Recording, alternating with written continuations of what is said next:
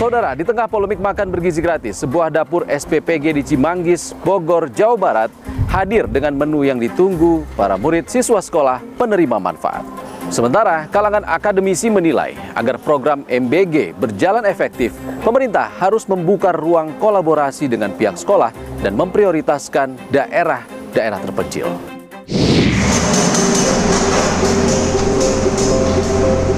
Hari masih gelap.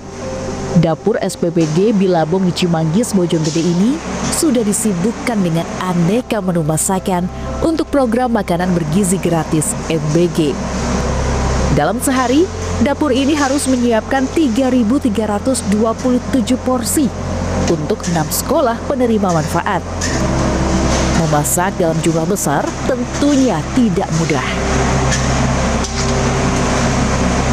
Kenalkan, Nung Harti, sosok yang bertanggung jawab mengarahkan proses produksi makanan di dapur ini. Bersama 9 relawan, Nung menyiapkan bahan dan memasak menu MBG sejak pukul 10 malam. Jadi pertama masuk itu kita di jam 11 udah mulai masak yang hewani terus di jam 1:30 itu untuk tahap pengiriman pertama kita mulai masak di 1:30 yang kayak sayur mayur itu di jam 1:30 sampai jam 3. Terus untuk yang pengiriman kedua kita mulai dari jam 3 gitu aja supaya kita efektif menghindari basi. Nung memastikan semua bahan dan bumbu yang dipakai sesuai standar. Nung sebelumnya bekerja di kantin Bandara Soekarno-Hatta sebagai koki. Namun pada tahun 2015, Nung terkena PHK. Hadirnya MBG membuat Nung kembali bisa berkarya di usianya yang kini menginjak kepala 5. Ya suka aja setelah kemarin kita nganggur beberapa tahun, terus dengan adanya MBG ini kan kita semua bisa kerja, bisa bantu perekonomian keluarga lah. Dukanya yaitu kita kadang namanya harus saat orang tidur kita. Menu yang sudah matang disusun dan masuk tahap pemorsian. Di tahap ini, porsi makanan dibagi 2, yaitu porsi kecil untuk anak TK dan SD kelas 1-3 dan porsi besar untuk anak kelas 4 ke atas. Tak hanya rasa, kandungan gizi dan kualitas bahan baku di menu harian program MBG juga diawasi. Sebagai ahli gizi, saya pertama harus mengecek di penerimaan bahan makanan, di mana itu penerimaan bahan makanannya itu harus sesuai dengan spesifikasi yang saya inginkan. Ketika barang itu reject, saya wajib meretur barang itu. Yang kedua adalah memastikan pengolahan bahan makanan itu sesuai dengan standar SOP yang saya berikan ke tim masak. Dan yang ketiga adalah pemorsian. Pemorsian itu ketika saya saya dan tim masak menyusun menu yang saya berikan itu harus ditampilkan atau diporsikan sesuai dengan standar yang sudah disesuaikan sama SOP atau URT yang saya sudah buatkan. Jadwal menu harian MBG di dapur ini disusun setiap 20 hari sekali. Variasi bahan dan menu menjadi tantangan tersendiri. Karena itu, dapur menyediakan daftar permintaan menu dari anak-anak. Kalau saya sendiri kan emang saya selalu melihat requestan anak-anak ya. Jadi saya selalu menyortir requestan anak-anak yang sudah saya terima. Seperti kayak misalnya burger. Kalau burger itu saya selalu buat hewaninya sendiri.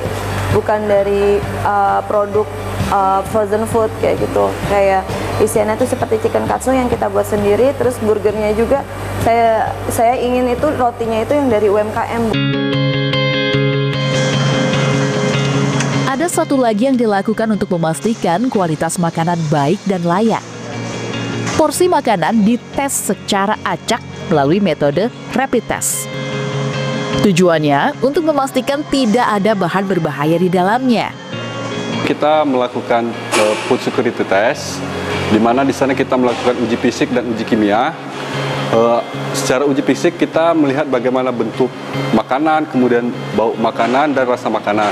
Selanjutnya kita uji kimia, itu ada 10 parameter. Yang pertama itu formalin, sianida, borak, arsenik, kemudian siklamat, sakarin, benzoat, kemudian rodamin B, kemudian ayam tiren atau ayam bangkai. Nah, sejauh kita melakukan pemeriksaan hari ini, makanan di SPPG Bilabong dinyatakan layak dan baik untuk digunakan.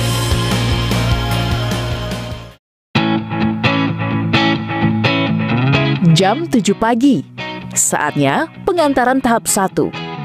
Ada 1.751 porsi untuk 4 sekolah. Salah satunya ke SDN Cimanggis 1 dan 3.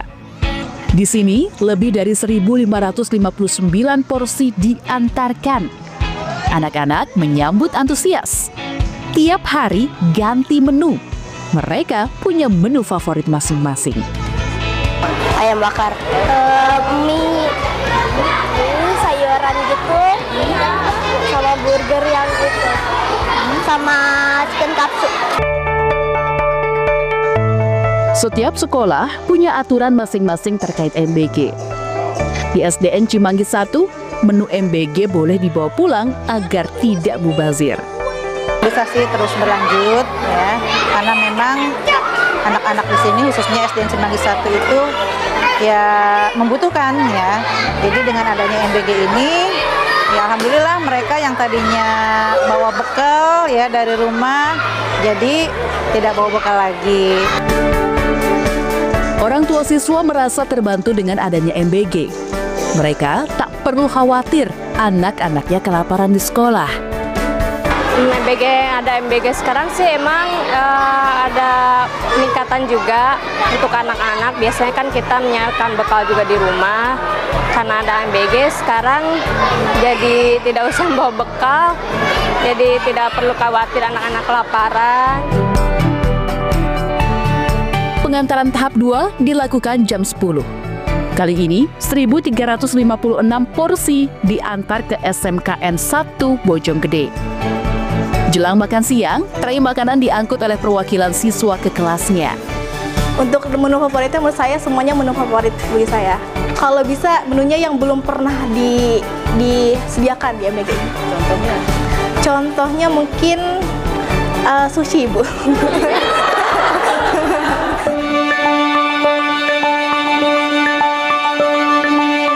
Dampak positif perlahan terlihat pada perilaku konsumsi siswa.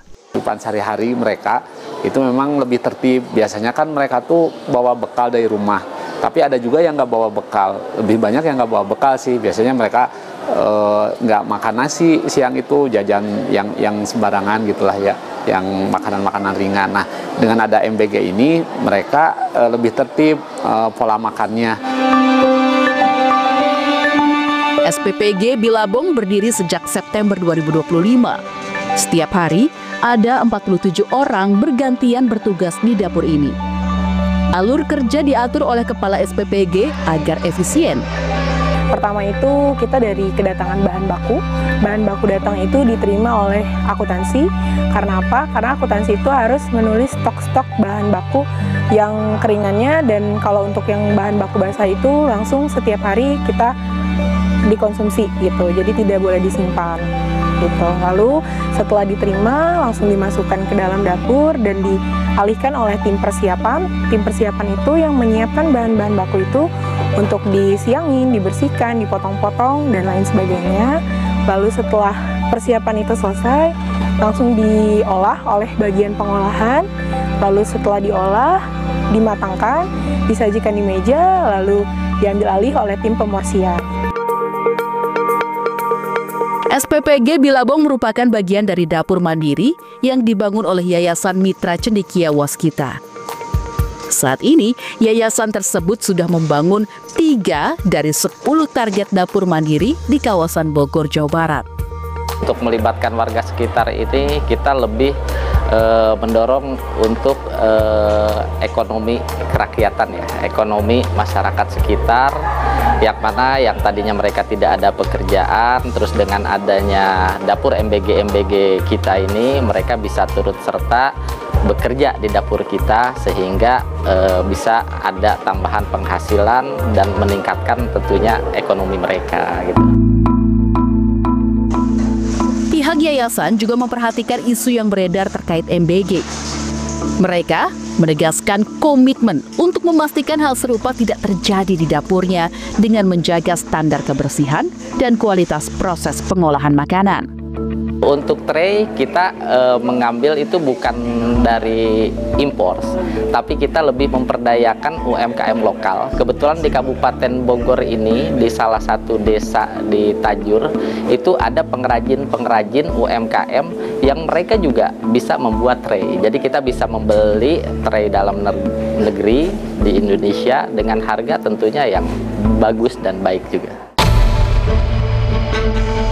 Upaya menjaga kualitas dan transparansi pelaksanaan program MBG juga menjadi perhatian kalangan akademisi.